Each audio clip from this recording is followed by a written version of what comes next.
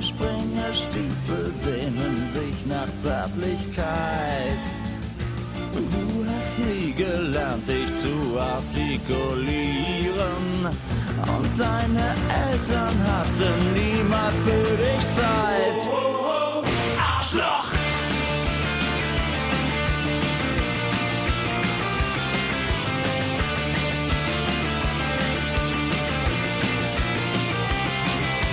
Warum hast du Angst vor Streicheln? Was soll all der Terz unterm Lorbeerkranz mit Eicheln? Weiß ich, schlägt dein Herz und Romantik ist für dich nicht bloß graue Theorie.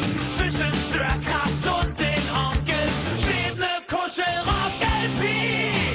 Deine Gewalt ist nur ein stummer Schrei nach Liebe.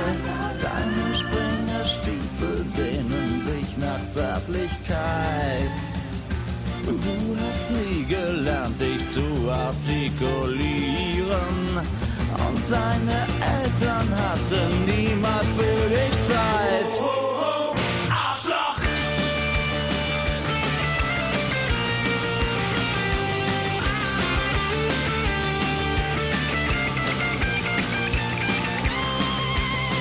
Weil du Probleme hast, die keinen interessieren.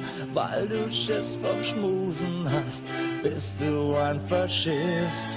Du musst deinen Selbsthass nicht auf andere projizieren, damit keiner merkt, was für ein lieber Kerl du bist.